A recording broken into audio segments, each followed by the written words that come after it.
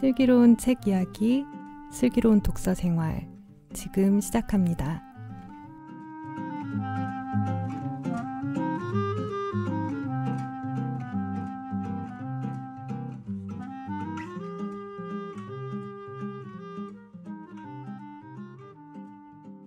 여러분의 슬기로운 독서 생활의 가이드, 슬기로운 독서 생활 이제 시작합니다.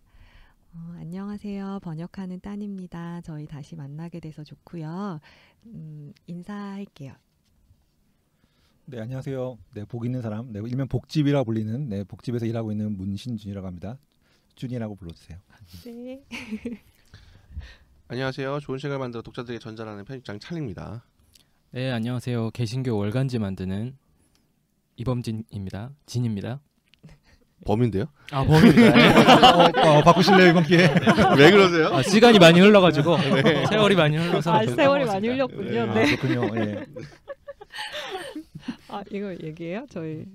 저희 그 방송 처음 참여해 보신 그 소감 같은 거 얘기 좀 해주세요. 지난번에 제가 약간 졸려가지고 너무 진지하게 얘기를 해서 준비하고 있는데 지금은 오늘은 굉장히 컨디션이 좋기 때문에 네, 저의 진면모를 보여드리도록 하겠습니다. 기대하겠습니다. 네.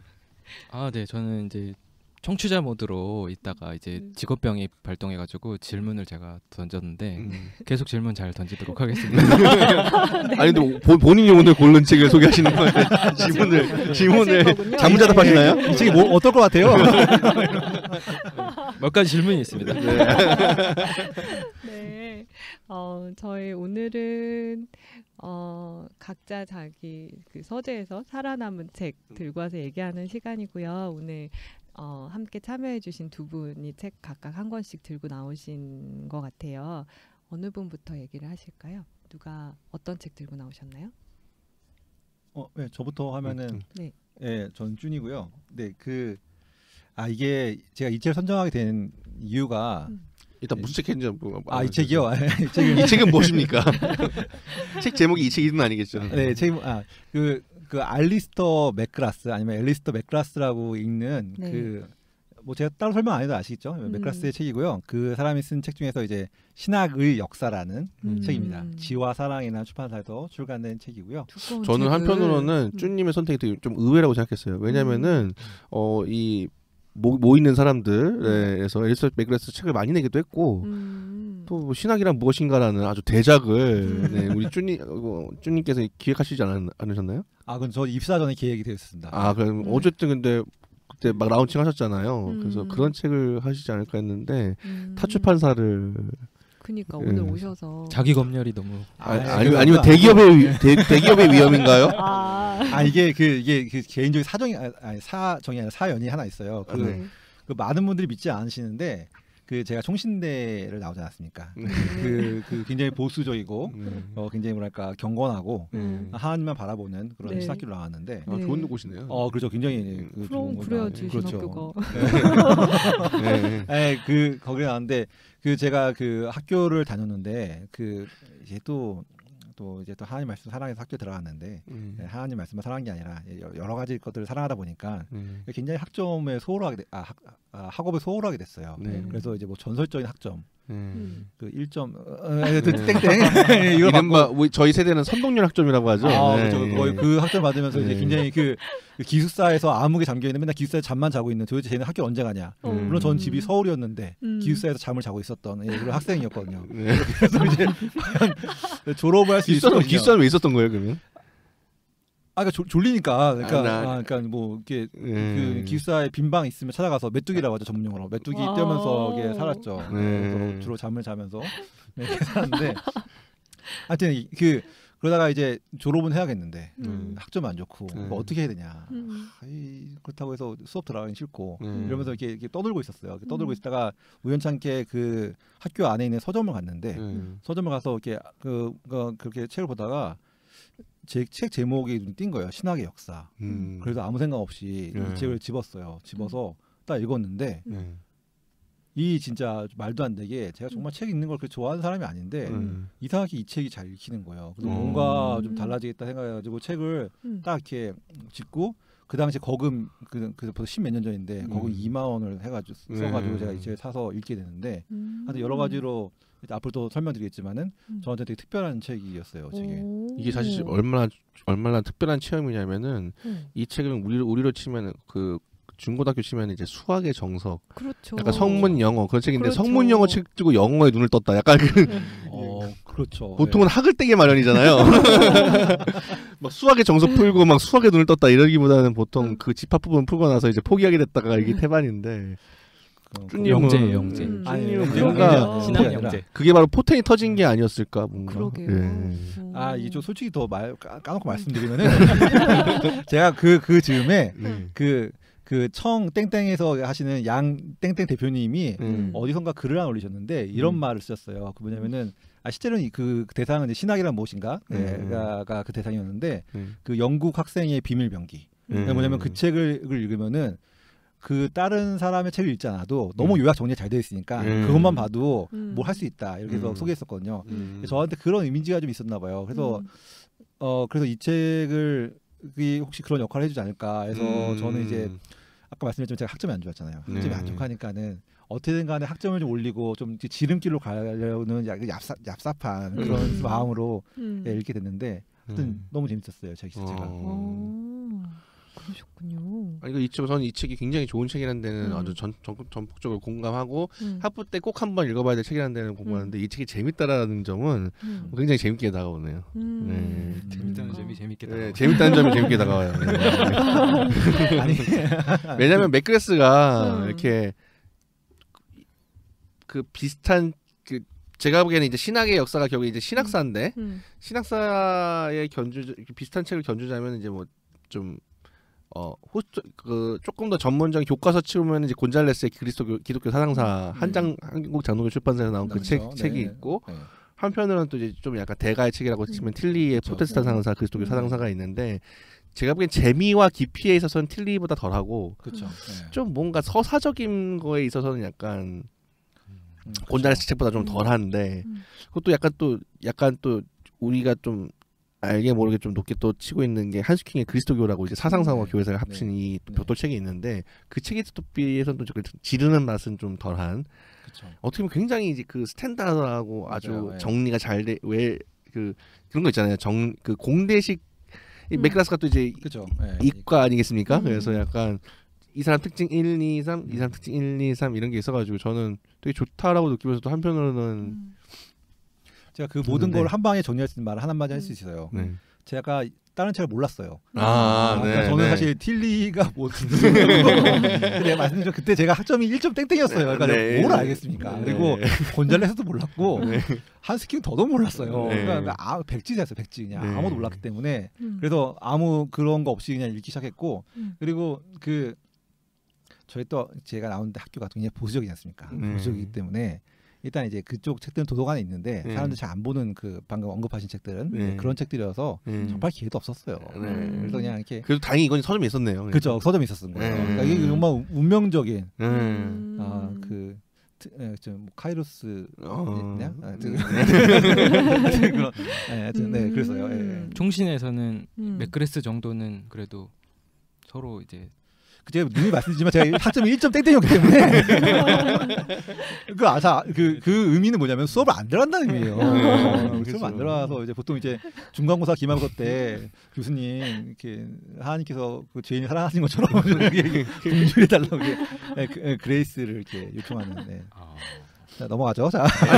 아니 근데 진짜 약간 궁금하긴 한 게 이제 그 맥그레스가 제가 보기에는 물론 한국에서 성공의 이제 학자군 이제 많이 뭐 톰 나이트도 있고 뭐 그 전에 또 존 스토트가 있었고 하긴 했는데 맥그레스가 제가 보기에는 아마 수량 양수로만 보면 거의 번역이 정말 많이 된 한 탑 10 안에 들어갈 것 같은데 성공의 작가 그 학자군에서 그렇죠. 탑 5 안에 들 것 같은데 그냥 제가 봤을 때는 제일 많이 된 것 같아요. 워낙 많이 쓰기도 했고. 그러니까. 근데 그런 어떤 비결 같은 게 그런 상대적으로 이렇게 성공회라고 하는 그 걸림돌 아니면 그냥 많이 생각하는 건가요, 그냥? 그 책들 보면 아시겠지만은 일단 성공의 사례라는 게 잘 안 드러나요. 그 소개 같은 거 보게 되면 그냥 옥스퍼드에서 공부했다, 뭐 이 정도만 알고 있고, 그리고 지금이야 이제 성공에 대해서 이렇게 뭐 세 가지 정도 뭐 구분이 있고, 그 중에서 이제 뭐 존 스토트나 이제 맥그라스나 이런 사람들, 패커나 이런 사람들이 그제 뭐 저교회파에 속해서 이렇게 했다, 뭐 이런 것들이 지금 알려졌지만 10년 전, 15년 전에만 해도 그런 거 전혀 없었어요. 그냥 떠오르는 학자, 또 떠오르는 뭐 차세대 어쩌고저쩌고 뭐 이 정도 소개했기 때문에 편견이 없었고, 아니 하긴요, 어디서는 개혁주의자라고, 그렇죠, 개혁주의자라고 말하는 사람도 있었죠. 물론 맥그라스가 종교 개혁에 대해서 되게 좋은 책을 쓴 건 사실인데, 루터에 대해서 전문가고, 근데 사실 개혁주의자라고 말하는 건 좀 어려운데, 근데 그런 구분이 그때는 또 없었으니까 별로 그랬던 것 같습니다.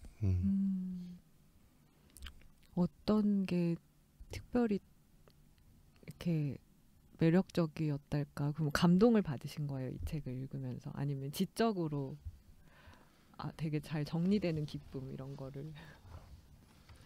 저는 이거를 왜 제가 열심히 읽었는지를 지금 돌아보면은 이 책 그 목차를 보시면은 그냥 큰 목차가 있고 그 밑에 부분에 보면은 상세 목차 부분이 있어요. 상세 목차 부분을 보시면 이 책을 진가가 있는데 여기 보면 사례 연구라고 있습니다. 이 사례 연구가 기가 막힙니다.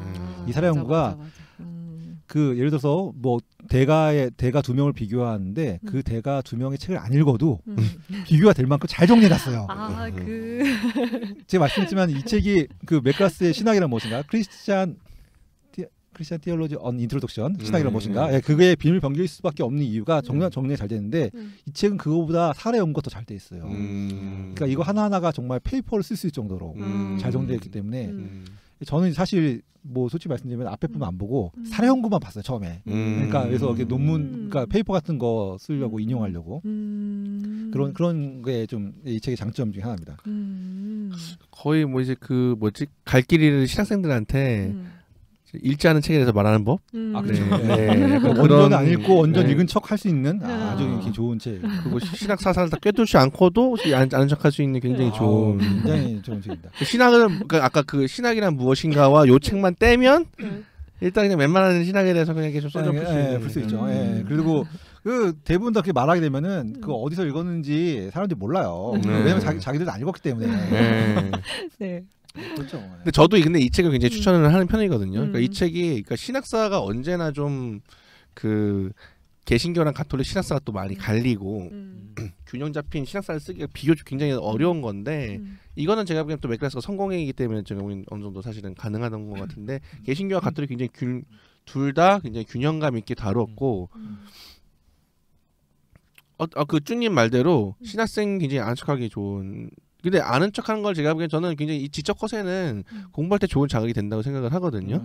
근데 첫 번째는 정말 일진이 누구냐.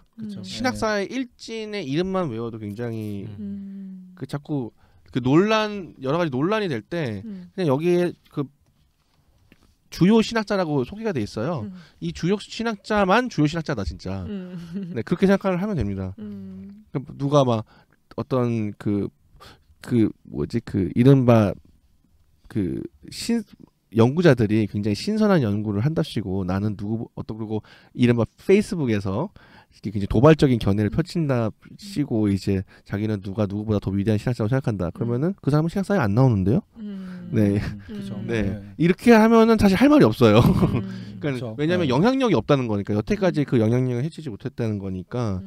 근데 하지만 제가 보기에는 여기에 나오는 주요 신학자들의 이름 정도는 알아두고 있어야 된다. 그렇죠. 이 책이 좋은 것 중에 하나가 맨 뒷부분을 보면은 이렇게 작은 사전이 있어요. 그러니까 작은 용어 정리 같은데, 그래도 맥그라스가 저기다 조금씩 더 이야기를 해서 누구는 어떤 특징을 가지고 있다, 아니면 어떤, 예를 들어서 뭐 신정통주의다 그러면은 그 신동주의는 뭐 이렇게 어쩌고 하면서 이렇게 설명을 해줘요. 그거만 잘 읽어도 큰 그림을 잡을 수 있는 게 또 장점이기도 하고, 사실 근데 이 책이 사실 아주 쉽지는 않아요. 냉정하게 말해서 아주 쉽지 않고 좀 당황스러워할 수 있는데, 저는 사실 그 책이 절판이 안 됐으면 그 책을 추천하고 싶었는데, 옛날에 그 모 출판사에서 맥그라스 나온 책 중에서 위대한 기독교 사상가 시빈이죠. 시빈이라는 책이 있어요. 얇은 책이 있는데, 네 맞아요. 루이스 나오고 하는데 그 책이 굉장히 좋은 입문서예요. 그거는 지금 구할 수 없으니까 그래서 이 책을 먼저 말씀드린 건데, 그 책을 읽으면 좀 더 쉽게 할 수 있어요. 그게 짧은 앞에 전기처럼 설명해주고 그다음 핵심적인 사상들을 요약해주거든요. 되게 좋은 겁니다. 전체적인 맵을 그려주는 약간 책인 것 같아요. 그렇죠. 네, 맞습니다. 저는 그러니까 제가 보기에는 신학 학부생이 저는 이걸 약간 이 책을 좀 약간 졸업 실험으로 봐도 괜찮을 정도다. 이 책을 가지고 기본적으로 이 정도 개념은 알고 신학과를 학부에서 이제 신학과를 나왔다고 좀 얘기하려면은 이 정도는 좀 안다고 해야 되지 않을까. 이거와 이제 성경 뭐 성서 맞아요. 시험 뭐 하나 정도는 보는 게 좋지 않을까. 그런 생각이 듭니다. 그 맥클라스 얘기 좀 해드리면 맥클라스가 이제 굉장히 책을 많이 썼잖아요. 한 50권 넘게 썼어요. 제가 더 썼을 거예요 아마. 근데 이분이 죽을 때까지 쓸 거기 때문에 한 70권이나 쓸 것 같은데 느낌이. 그러고 보니까 우리가 너무 지금 맥클라스를 그 청취자분들이 안다고 전제하고 지금 하는 건 아닌가요? 아 그럴까요? 네, 쭈님이 좀 더 맥클라스 소개를 좀 더 해주시는 게. 일단 뭐 보통 가장 좋은 거는 위키 뒤져보세요. 위키 잘 나와요. 네. 제가 뭐 짧게 근데 제가 특징 말씀드리면은 일단은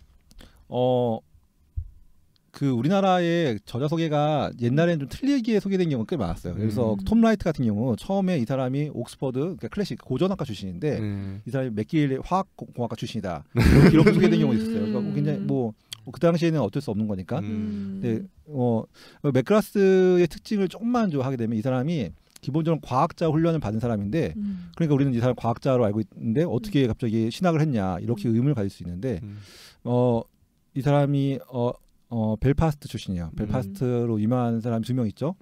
루이스와 또 한 명, 마틴 로이드 존스가 있습니다. 거기 저는 한 명만인 줄 알았어요. 제가 마로존을 잘. 마로존도 벨파스트 출신이에요. 네, 되게 재밌죠. 벨파스트 하면 유튜도 있어요. 네네. 유튜도 있고 하여튼. 근데 사람들 유튜브만 알겠군요. 그렇네요. 하여튼 근데 맥클라스가 실제로는 뭐 여기서 되게 사람들이 헷갈려하는 것 중에다가 이 사람이 영국 같은 경우는 영국의 특징이 하나가 뭐냐면은 과학을 전공한다고 해서 과학만 공부하지 않아요. 그러니까 좋은 좀 사립이나 아니면 좋은 역사를 가진 데에서는 기본적으로 고전에 대해서 기본적으로 훈련을 받게 되거든요. 그러니까 고전이라는 게 뭐 라틴어에 대한 훈련도 받고 아니면 어쨌든 인문학적인 소양은 기본적으로 쌓게 되어 있어요. 그러니까 맥클라스가 과학 전공이긴 한데 인문학적 소양도 고등학교 때부터 이미 좀 쌓고 있었고 그 몇몇 책에서 맥클라스가 본인의 지적 여정을 소개하는 부분을 보게 되면은 그 옥스퍼드의 화학 쪽으로 해서 장학생을 입학하면서 그걸 기다리면서 이런저런 철학책을 읽었다라는 장면들이 있어요. 그러니까 맥클라스가 이미 뭐 영국의 특징이었죠. 그냥 이렇게 여러 가지를 다양하게 섭렵했던 사람이었어요. 그래서 가서 했는데 처음에 우리나라에 맥클라스가 소개된 것 중에 하나가 이 사람이 20대 20몇 살에 옥스퍼드에서 박사를 받았다. 천재다. 이렇게 하겠는데 사실 이것도 약간 편견인 게 옥스퍼드 자체가 그 요즘에는 옥스퍼드가 아마 학부 졸업하면은 1년인가 2년 후에는 석사학위를 그냥 주는 걸로 알고 있는데 이 과정 자체가 되게 짧고 되게 통합적이에요. 그렇기 때문에 굉장히 우리나라처럼 이렇게 텀 있는 게 아니라 학부 들어가면서 뛰어난 학생 같은 경우는 바로 이제 그 다음 학위 과정을 미리 공부할 수 있고 계속 주제를 갖게 되는데 그렇기 때문에 맥클라스가 학위를 되게 빨리 끝낼 수 있었던 거죠. 그리고 또 한국은 또 약간 군대가 있어가지고 사실은 그쵸. 박사 아무리 빨라도 32, 셋 이 네. 정도인데 사실은 영국이나 영미권에서 사실 박사를 빨리 하면 20대 가능하죠. 그렇죠. 그래서 맥클라스가 하여튼 굉장히 빨리 박사를 받았어요. 그 분자생물학 혹은 미생물학인데 제가 그 박사 논문이나 주제를 좀 잠깐 찾아봤는데 뭐 세포막에 대한 뭐 그랬던 것 같아요. 그 이상은 무슨 말인지 모르겠더라고요.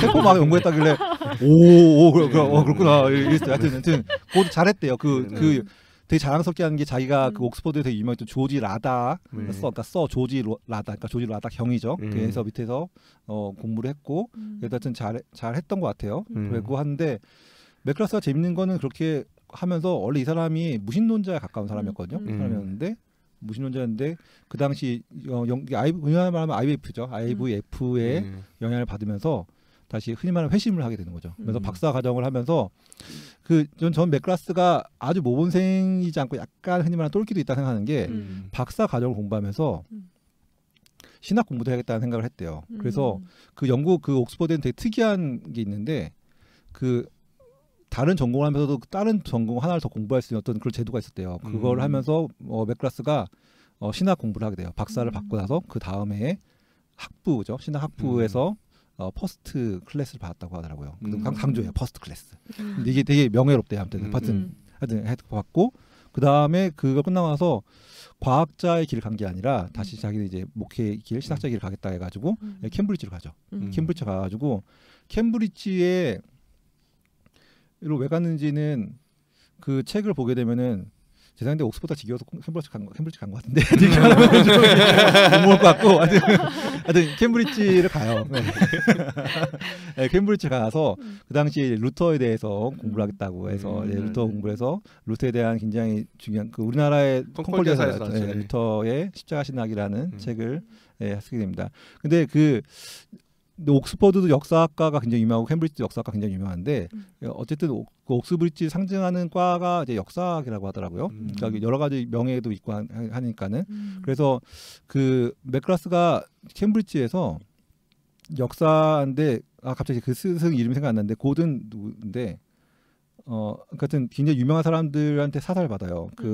하이크 오바만과 스타인매츠 그리고 헤이크 오바마? 네, 오바마, 스타인매츠 그다음에 고든 제가 이름 생각나 말씀드릴게요. 하여튼 그 사람 밑에서 하면서 좋은 논문을 쓰고, 그러니까 하여튼 뛰어난 사람이었던 것 같아요. 그래서 루터의 십자가 신학이라는 책을 쓰게 되고 그걸 박사 끝냈는데 여기서 중요한 거 하나 있어요.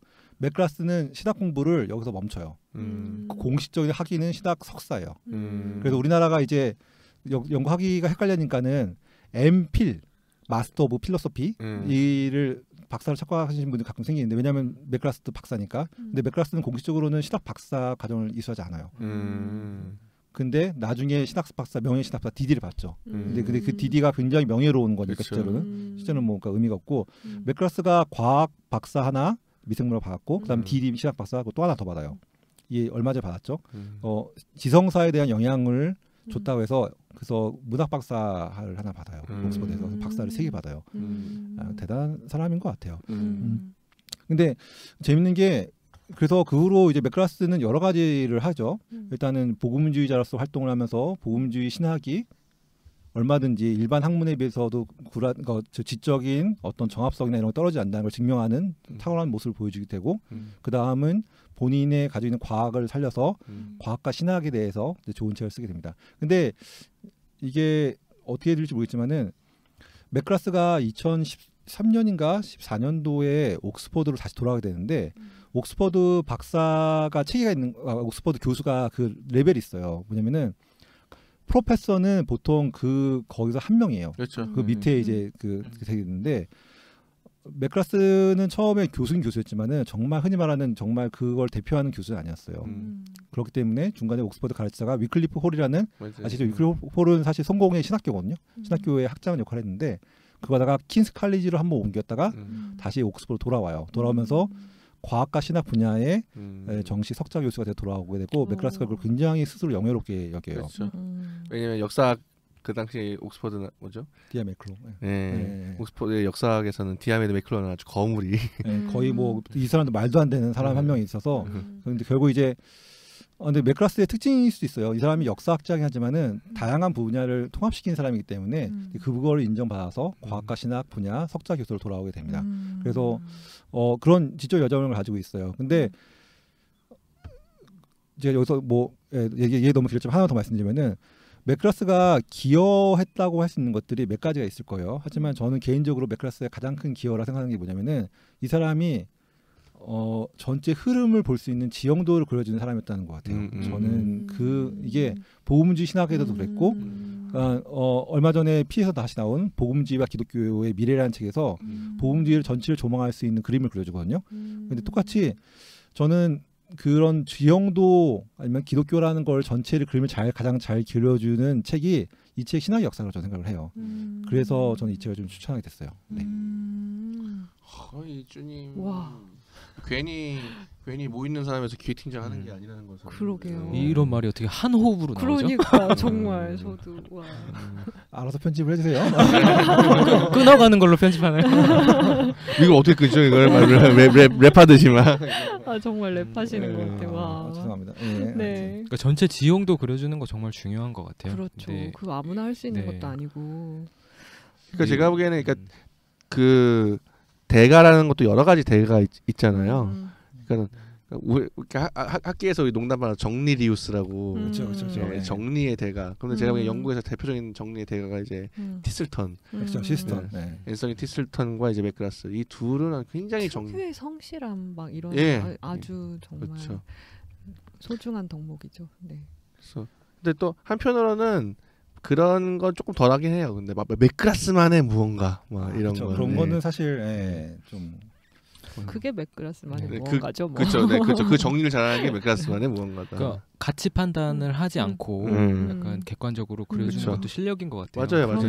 그래서 그 기독교의 역사라는 책 제가 보다가 거기 이제 2000년 기독교 역사, 유대교까지 포함해서 이제 서술을 하는데 거기 한국 교회에 대한 언급도 있거든요. 근데 한국 교회의 특징이 순복음 교회예요. 양적 성장. 뭐 근데 이제 가치 판단은 하지 않고 이것이 한국 교회의 특징이다. 한국 기독교의 특징이다. 객관적이잖아요. 뭐 할 말 없네. 뭐 맞는 말이네. 막 이렇게 되는 거잖아요. 상당히 이제 돌아보게 되는. 네, 그렇게. 따님은 뭐 맥그라스 책 좀 좋게 보신 책? 근데 저 항상 좋게 보고 제가 그 말씀하신 처음 읽은 맥그라스 책이 그거예요. 저는 C.S. 루이스 쭉 읽다가 C.S. 루이스에 대해서 이야기하는 책도 이제 막 보게 되니까 그러면서 지금 안 나오는지 저는 몰랐네요. 뭐 10인인가 9인인가 거기 설명하는 책 읽을 때 내가 소중하게 생각하는 거를 같이 소중하게 생각하는 사람이다. 이런 뭐랄까 말도 안 되지만 친구 동료이시 이러면서 되게 그 책이 첫 책이고 네 그랬습니다. 좋게 봤어요. 근데 지금 구할 수가 없군요. 도서관에는 아마 네 있죠. 네, 있을 텐데. 아마 제목이 뭐라고요? 위대한 기독교 사상가 10인이라는 책입니다. 네. 네, 그런 아쉬움을 떨 수 있는 네. 마이클 리브스가 비슷한 책 쓴 게 네. 출간됩니다. 네, 네. 그 책은 제목이 무슨 뭔가요? 책이에요? 네. 그 책은 이제 제목을 아직 안 정했는데 그 현재 영어 원서는 Introducing Major Theologians고요. 마이클 리브스가 쓴 책입니다. 주요한 신학자 13명, 네, 속사도 교부부터 패커까지. 기대돼. 패커가 들어가나요? 이 굉장히 사람들 의외시죠. 패커가 들어가요. 근데 패커가 아주 여러 가지로 의미가 있을 것 같아요. 뭐 패커 얘기를 하면은 좀 몇 개 더 할 수 있는데 하여튼 그런 것 같습니다. 아니, 원래 그런 그 신학사에서 그 사람의 이제 사관 아니면 그 사람만의 뭔가 지지하는 게 사실은 고대 중세는 갈릴 수가 없어요. 중세는 조금 갈릴 수 있겠다. 중세는 조금 갈려요. 근데 고대는 뭐 이론의 여지 없이 아우스였쓰고 그리고 이제 뭐 카파도키아 교부들 뭐 어떻게 뭐 이거는 넘사벽이기 때문에 일단 다 가는 거고. 근데 중세는 조금 이제 갈릴 수 있겠죠. 아퀴나스냐 아니면 아퀴나스 반대쪽이냐 안셀무스냐 아니면 아벨라르드냐 이 여기서부터 조금씩 이제 시차를 보이다가 종교개혁 때 또 이제 깔백 라인이냐 루터 라인이냐 아니면 또 딴 쪽이냐 하다가 현대에 이르러서 이제 그 사람이 정말 누구를 지지하느냐. 어떻게 보면 이제 신학사라는 건 자기의 뿌리를 거슬러 올라가는 작업이니까. 근데 마이클 리브스가 패커를 택했다니까는 자기가 1차적으로 영향을 받은 사람이 이제 어쨌든 패커라는 얘기기도 하겠네요. 그래서 쭉 거슬러 간 어떻게 연대기를 구성할지가 궁금하네요. 복 있는 사람에서 나온다고 합니다. 굉장히 재밌습니다. 네. 저는 이런 맥그라스 책류의 책들도 그렇고 이런 책들은 좀 이북으로 나왔으면 좋겠어요. 좀 검색할 수 있게. 어떻게 안 됩니까? 네, 한번 매우 진지하게 한번 고려를 한번 해보겠습니다. 네. 그렇죠. 그럼 지영도 같은 경우에는 사실 이북을 하면 좋을 수도 있겠지만 이북이 아마 쭈님도 아마 제가 말씀해줄 수 있는데 얘기 안 해주시는 것 같은데 제작비에 비해서 수익률이 그렇게 좋지 않기 때문에 그런가요? 네. 독자 입장에서 이제 그때 검색해서 아는 척할 수 있으니까 그렇게 해가지고 몇백만 원 들여서 판권 그 전자책 판권 따로 따내가지고 냈는데 20명 사고 이렇게 전자책 때문에. 판권을 따로 사야 돼요. 네 추가로 이렇게 약간 뭐 그래서 하든지 뭐 그리고 또 이제 그 전자책 만드는 또 비용이 드니까요. 그렇죠. 그런 게 좀 있어요. 언제나 생각보다 조금 팔린다 전자책은 특히나 기독교 시장에서는. 당분간 종이로 보겠습니다. 네. 책 얘기는 이 정도면 되겠죠? 저희 그러면 범님? 네. 범님이 가져오신 책 얘기해 주세요. 어떤 거 가져오셨어요? 네, 저는 제목이 좀 길어요. 네. 왜 우리는 끊임없이 거짓말을 할까라는 책이고 저자는 독일 사람입니다. 네. 위르겐 슈미더라는. 네. 네. 그 독일의 스포츠 신문 스포츠 분야의 기자고 네. 이 책을 고른 이유는 말 그대로 코너명이 저희가 살아남은 책이잖아요. 제가 몇 번의 이사와 네. 몇 번의 책 처분을 그 견뎌낸 그런 책 중에서 이 책을 골라봤는데 이 책은 그 거짓말에 대한 책이에요. 네. 우리가 살면서 얼마나 많은 거짓말을 하고 그 거짓말이 어떤 결과를 불러내는지 그래서 그 거짓말을 하지 않고 40일 동안 그 지내는 프로젝트를 진행을 합니다. 그래서 그때 이제 나오는 에피소드들을 담담하게 적은 책들인데 저 같은 경우에는 이 책을 읽으면서 이제 사실은 제목에서도 이제 느껴지시겠지만 되게 상대적으로 가벼운 책이에요. 그냥 웃으면서 읽을 수 있는 책인데 사실 이제 뒷부분으로 가면서 이제 자기 기만에 대해서 조금 성찰하게 하는 그런 메시지들이 좀 있거든요. 그래서 저는 이제 틈날 때마다 이제 이 책을 이제 각 잡지 않고 읽고 싶을 때 이제 소파에 누워서 이 책을 이제 군데군데 봤었고 이번에 이제 소개하려고 하면서 다시 한번 읽었는데 예, 역시 좋더라고요. 그래서 그 저는 첫 부분에서 그 이 결심을 한 다음에 그 처음 딱 그 진실을 폭로할 때 그냥 네. 타인에 대한 자기의 솔직한 생각을 폭로했을 때 그 쾌감 그거를 묘사를 되게 재밌게 했어요. 그러니까 사실 되게 막 너는 사실 되게 일 더럽게 못해 막 이런 거를 얘기를 엄청나게 하고 싶었는데 막 괜찮아 넌 뭐 이렇게 하다가 네. 그냥 하는 거죠. 네. 근데 그때 약간 해방 경험을 하면서도 근데 사실 근데 이제 그렇게만 이어진다면은 조금 뭐라 해야 되나 좀 단순한 책이겠지만 사실은 이게 그러면서도 왜 이렇게만 할 수 없느냐. 네. 그러니까 제가 보기에는 저는 제 나름대로는 솔직함과 정직함, 솔직함에서 정직함으로 나아가는 과정. 그러니까는 솔직함은 그냥 자기 자신한테만 그 충실한 거잖아요. 자신의 감정과 자신의 판단과 이거에 충실한 거지만 거짓말이라는 건 결국에는 상대와의 관계 속에서 일어나는 거고 자기 자신에게도 거짓되지 말아야 되지만 중요한 건 그것이 타인과의 관계 속에서 나오는 게 거짓말이니까.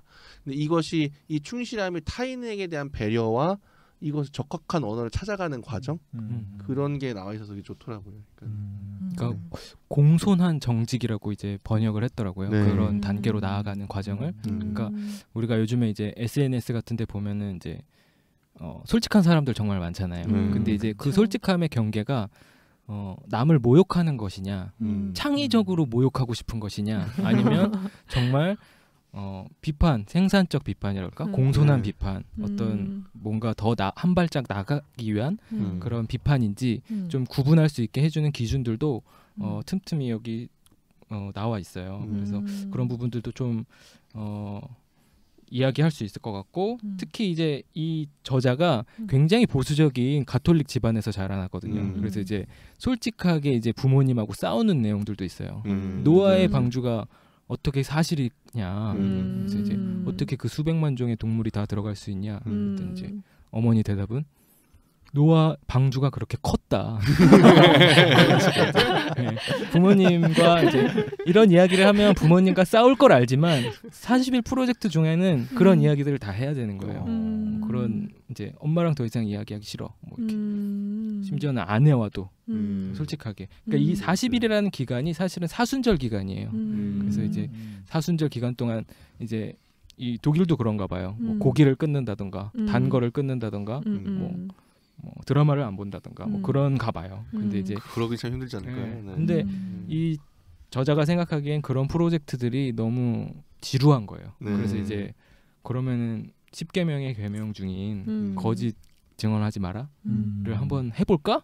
해가지고 한 프로젝트입니다. 이게 40일 동안 거짓말을 하지 않고. 그러니까 이 저자에 대해서 좀 얘기를 하면은 제가 이번에 찾아봤는데 다시 번역된 책이 다른 책이 있더라고요. 근데 이제 맞아, 뭐 한 권 더 있더라고요. 네, 그래서 그게 한국에서는 구원 확률 높이기 프로젝트 뭐 이렇게 번역이 됐는데 이제 내용을 잠깐 이제 훑어보니까 어떤 세계의 종교에 대해서 모두 체험해보는 그런 거예요. 그래서 그거는 4년이에요. 4년 동안. 그래서 모든 종교를 자기가 다 체험해보고 그러면 지옥에 떨어지는 일은 없겠다. 이게 정말 자기 솔직한 다 믿고 다 따르다 보면 적어도 지옥에 떨어지는 일은 없겠지. 뭐 이렇게 하면서 하는 건데 이제 그 뭐 여러 가지 뭐 모든 종교는 용서라는 덕목에 있어서 강조를 한다 해서 이제 자기 지인들에게 단체 메일을 돌리기도 해요.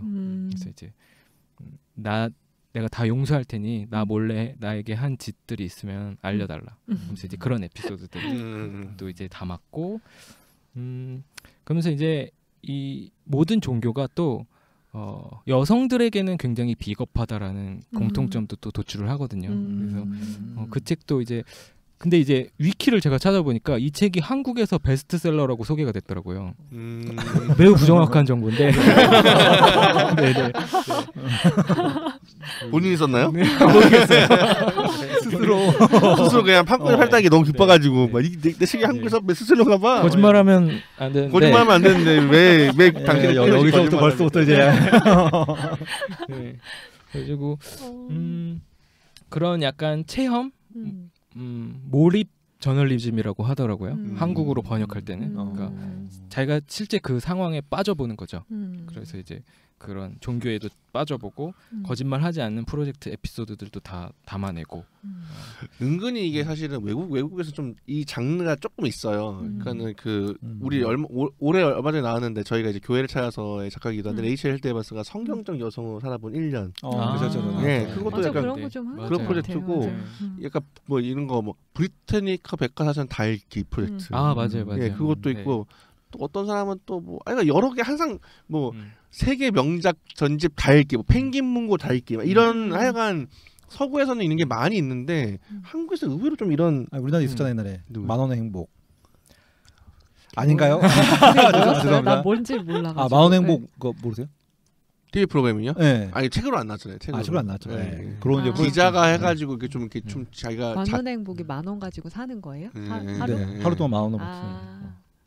하루였나 일주일이었나 하여튼 그 착상은 맞아요. 만원의 행복이랑 비슷한데 우리나라에서는 실제로 그거를 발로 띄워서 이렇게 저널로 남기는 경우가 별로 없는데 제가 아는 건 딱 하나는 인간의 조건이라고 그 시대의 창에서 나왔는데 한 작가가 직접 원래 돈이 없었는 거죠. 꽃게잡이랑 이런 거 하면서 그거에 대한 수기를 쓴 거예요. 맞아요. 그거 빼고는 별로 없었던 것 같아요. 그러니까 다큐멘터리 같은 거는 뭐 그냥 관찰하는 것들은 뭐 72시간이나 이런 것들은 좀 인상 깊은 게 있었는데 정작 책으로 나온 건 없었던 것 같아요. 그러니까 우리나라에서 은근히 그러니까는 그런 질문을 안 한 거죠. 해볼까? 그래서 딱 하는 경우가 은근히 사실은 맞아요. 그런 것 같다. 문화적으로. 네.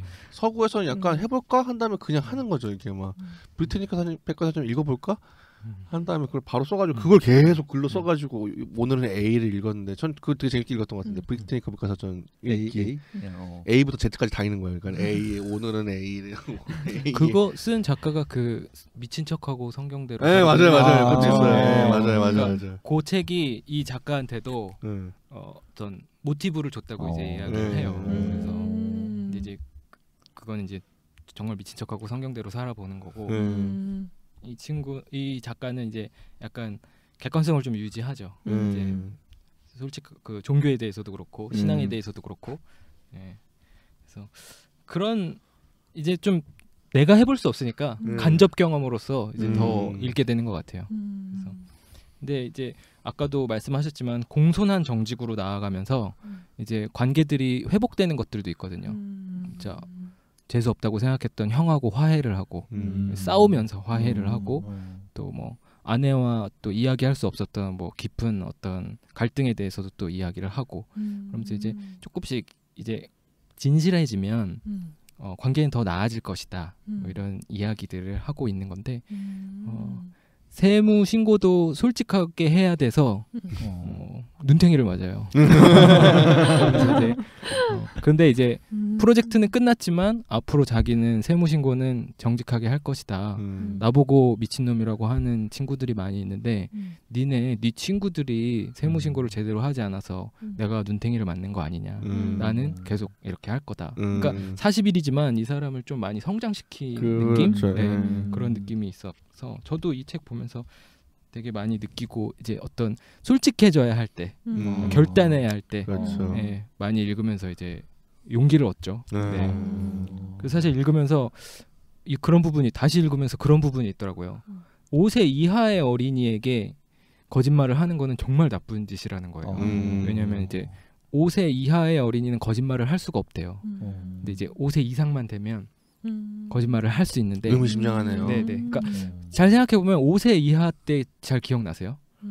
저는 기억이 안 나거든요. 근데 기억이 안 나기 때문에 되게 중요한 시기인 것 같기도 해요. 근데 제 아이가 지금 4살이거든요. 그래서 맨날 재울 때 너 안 자면 늑대 와. 맨날 이렇게 재웠어요. 괴물 와. 근데 이 책을 읽으면서 제가 느낀 게 많아서 늑대 없어 사실. 괴물도 그 충격 때문에 지금 아버지에 대한 원망을 한가득 가지고 있는 거 아니에요? 산타클로스는 어떻게 산타클로스 안 나왔죠? 아직 언급 안 했어요. 아예 존재를 언급하지 않았군요. 산타클로스를. 그렇죠. 괴물도 없어. 그날 재우는데 1시간 반 걸렸어요. 그러니까 그럼에도 가치가 있다. 왜냐하면 이제 5세 이전에 이 아이의 세계관에 어떤 영향을 끼칠지 모르기 때문에 어떤 두려움이 이 아이가 움직이는 세계관의 동력이 되면 안 되니까. 그리고 이제 여러 가지 생각을 하는 거. 그래서 이제 두려워서 눈을 징긋 감고 자는 게 아니라 자는 건 자연스러운 거다. 꿈꾸고 아침에 일어나는 건 자연스러운 거다. 그러니까 그렇게 긍정적으로 생각하기로 했어요. 비록 이제 재우는 시간은 늘어났지만 네. 그러니까 그런 훌륭한 부분들 아빠시다. 좀 이제 선진국형 아빠로 보이기 위해서 노력하고 있어요. 현실은 안 그런데. 결국에 이런 이 책은 막 엄청나게 무게가 있지는 않지만 어쨌든 머리를 좀 약간 리프레시하고 싶을 때. 네. 혹시 또 범님 뭐 머리 리프레시할 때 좀 읽고 나는 그런 책들 뭐 없으신가요? 리프레시할 때. 네. 그 최근에 이제 동물원 탈출한 퓨마 사살되면서 이제 동물원에 대한 이야기들 많이 나왔잖아요. 근데 이제 동물원을 이제 또 그것도 이제 기자가 쓴 책인데 동물원이 어떻게 생기게 됐고 현재 동물원에 대해서 되게 그 여러 가지 환경들을 고려해서 쓴 다큐멘터리식의 르포가 있어요. 그래서 그 책을 보면은 이제 우리가 생각하는 것처럼 동물원이 그렇게 나쁘지 않고 어쩔 수 없는 선택인 경우가 많은 그리고 이제 어떤 사육사와 동물 간의 그런 교감 같은 것들을 굉장히 이렇게 잘 담아내고 있거든요. 그래서 사실 우리가 동물원에 갇혀 있는 동물들 다 풀어주자고 하지만 풀어주면은 사실 살 곳이 없어요. 그래서 이제 뭐 어저께도 그 정글의 법칙인가 거기서 이제 코끼리들이 나오는데 코끼리들이 어마어마하게 숲을 먹고 나무를 부러뜨리고 그렇기 때문에 그 국립공원이나 어떤 그 관리를 하는 사람들이 그걸 그대로 둘 수가 없는 거예요. 그래서 선택은 두 가지예요. 죽이던가 동물원에 보내던가. 그러니까 이게 사실은 어떻게 보면 진짜 되게 복잡한 문제가 하더라고요. 인류가 만든 비극이죠. 사실은 동물들의 땅을 빼앗은 거잖아요. 그래서 그리고 사실은 어떻게 보면은 멸종이 될 수도 있는 거잖아요. 그냥 자연의 섭리에 따라서 사실은 어떤 종은 그냥 거에 따라서 멸종이 될 수도 있고 할 수도 있는 건데 우리 어떻게 보면 인간이 진짜 어떻게 보면은 이 청지기가 돼서 그런 것들 전체적으로 조율을 하다 보니까 그리고 인간은 또 인간의 자기도 살아야 되니까는 생기는 건데 재밌네요.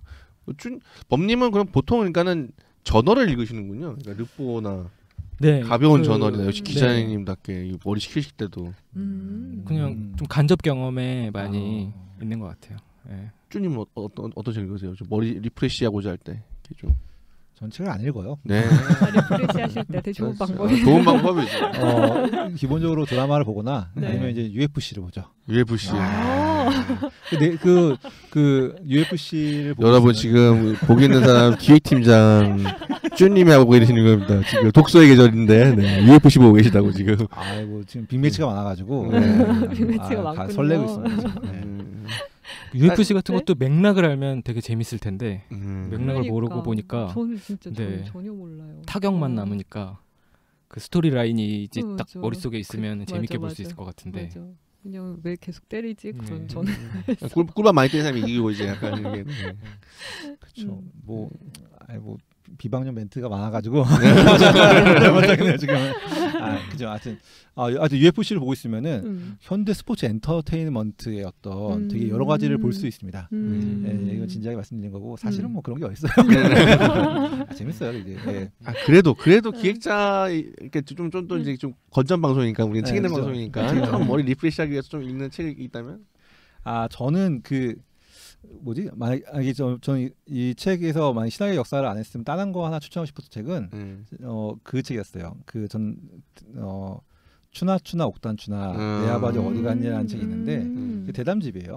되게 벌써 꽤 됐죠. 완전 됐죠. 그 민음사 창간 기념으로 몇 주년 기념해서 나온 건데. 그렇죠. 제가 알기로는 세계의 문학이 지금도 나오는지 모르겠는데 세계의 문학 100호 특집이었어요. 그래서 제가 사실 이렇게 문학적인 사람은 아닌데 그런 대담집 가끔 읽는데 그 중에서는 그 책을 범님이 이 책을 가끔씩 누워서 읽는다고 하셨잖아요. 저는 이제 그 책 가끔 누워서 읽는데 그 누워서 읽기 내용이 좀 헤비해서 그렇긴 한데 그 책을 제가 좋아했던 이유가 그 13번의 대담이니까 두 명씩이니까 26명의 대담이 실려 있는데 거기 보게 되면은 이 각박한 시대를 살아가지만 여전히 이 시대의 어떤 희망이나 어떤 낭만을 믿는 사람들이 보는 어떤 관점들이 들어있어서 되게 재밌어요. 마음이 되게 촉촉해져요.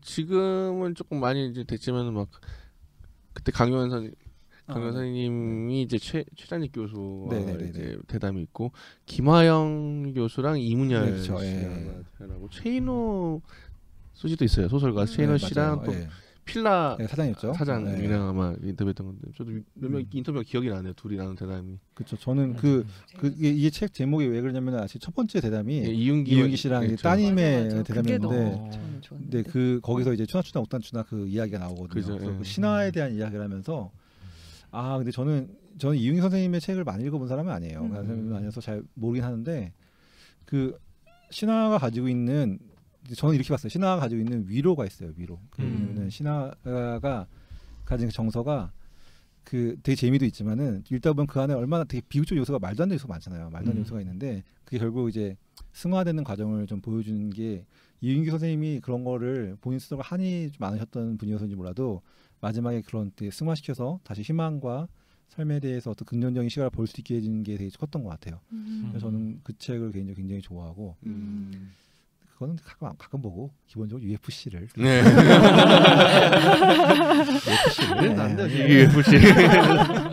UFC를 잠깐 집요한 사랑이 같은 거에 빅매치 많아요. 지금 김동현 선수 되게 좋아합니다. 실제로 뭐 이렇게 했냐고요? 네. 시전하시고 제 몸을 보세요. 지금. 따님은 좀 리프레시 하시면서 좀 리프레시? 저 지금 최근에 그냥 저는 주로 리프레시 한다고 하면 그냥 가볍게 읽는 책 말씀하시는 거잖아요. 주로 웃긴 거 보려고 하는 편인 것 같아요. 그래서 최근에는 영국인 발견이라고 케이트 폭스라는 영국의 그 문화유학자이신데 그분이 쓴 그 영국인이에요. 본인이 영국인인데 이제 영국인이 우리 너무 이상한 사람들인 것 같다. 뭐 이렇게 하면서 이제 그 영국인의 그리고 뭐 시대에 따라서 변한다고 하는데 자기가 볼 때는 어쨌든 뭔가 클래식한 그 영국인의 그게 있다. 그러면서 이제 문화인류학자의 시선으로 자기 나라를 이제 보는 그런 여러 뭐 규칙들, 영국에 있는 좀 특이한 규칙들, 뭐 인사할 때 법칙들 막 이런 것들 얘기하는데 기본적으로 되게 위트가 있고요. 하나 예로 얘기를 해드리면 그 아빠도 문화인류학자셨대요. 그래가지고 이제 본인을 임신했다고 했을 때 엄마가 그러면 우리 침팬지를 같이 딸이랑 키워서 그 침팬지랑 인간을 이제 문화인류학적으로 관찰하는 그거를 그러니까 서구인들은 약간 그런 행동이 강한 것 같아요. 네. 해보자 막 이렇게 했대요. 그래서 엄마가 니네 아빠 이렇게 이상한 사람이라고 욕을 했는데 본인은 너무 좋은 생각 왜 하느냐고 이렇게 이제 그런 딸이 이제 그러니까 천상 태어날 때부터 문화인류학자로 자란 딸이 이제 쓴 그런 그래서 이런 되게 재밌는 에피소드가 많고요. 네 그래서 그냥 웃으려고 봅니다. 그거는 네. 그게 그런 것 같아요. 방금 따님이 말씀하신 것도 그렇고 이 오늘 제가 가져온 책도 그렇고 되게 위트가 있고 우스꽝스러운 상황들이 펼쳐지는데 어느 순간 어떤 인간의 실체, 그렇죠. 인간성 본연의 어떤 모습들을 드러내잖아요. 그런 부분들이 좀 자기 기만을 넘어서고 좀 직면하게 하는데 도움이 좀 많이 되는 것 같아요. 맞아요. 그래서 웃으면서 읽었는데 이제 뒷부분에 가서는 좀 줄도 치게 되고 약간 자기도 돌아보게 되는 약간 그래서 두 마리 토끼를 다 잡을 수 있는 역시 실용주의자. 두 마리를 놓치면 UFC처럼 이렇게 본능만 추구하는 누구와는 굉장히 다른 노선을 추구하고 있습니다. 저는 약간 근데 저는 뭐 저도 한 얘기를 좀 보태면 저는 약간 범님과 쭈님 중간인 것 같아요. 저는 일단은 리프레시할 때는 아무런 의미를 찾지 않습니다. 책을 읽을 때. 저는 요새 제 그런 책 중에 하나가 엔도 슈샤쿠의 문학 강의가 아니고 그 책은 좋은 책입니다. 아마 다음번에 제가 추천할 것 같은데 엔도 슈샤쿠의 인생의 화를 내봤자라는 에세이집이 있어요. 근데 요새 좀 엔도 슈샤쿠 또 조금 포에마에서 이동진 빨간책방 우리 방송에 나가서 저 별로 팔지도 않지만 그쪽 책방에서 나오면 좀 팔린다고 해서 좀 하는데 인생의 화를 내봤자는 정말 가벼운 에세이예요. 그래서 맨날 마누라한테 구박받고 그냥 술 마시고 또 뭐 이렇게 했다가 막 뭐 소설관 싸운 이야기 뭐 그리고 엔도 슈샤쿠 팬인 줄 알고 팬 레터가 왔는데 자기한테 보낸 게 아니고 뭐 엔도 뭐 무라쿠 막 이런 자기랑 비슷한 사람에 그래서 엄청 속상한 이야기 막 나도 인간인데 나도 소설가인데 막 이런 근데 제가 진짜 유보 없이 간만에 책을 읽고 너무 신나게 웃었어요. 진짜 이렇게 머리가 싹 비워지고 굉장히 기분이 충전되는 그런 느낌 있잖아요. 근데 사실 그것도 굉장히 그렇게 글을 쓰는 게 그 사람의 영혼이 어떤 진짜 그런 영혼이 없으면 저는 불가능한 그거라고 생각을 하거든요. 예전에 저는 최인호 씨 같은 그 가족 정말 그 가족글 보면서 아주 유보 없이 웃고 울고 약간 그랬던 기억이 나는데 이 엔도 슈샤쿠의 인생의 화를 내봤자 보면서 아주 간만에 그런 이 책에도 이런 기능이 있었지. 정말 유보 없이 웃고 그냥 막 이게 그냥 한번 실제 웃게 되고 그냥 한번 좀 시름을 잊게 해주는 기능이 있었지라는 생각을 해본 것 같아요. 그래서 저는 좀 다른 분들에게 한번 인생 리프레시하는 책으로 인생의 화를 내봤자 제목부터 좀 인상적이지 않습니까? 인생의 화를 내봤자 뭐.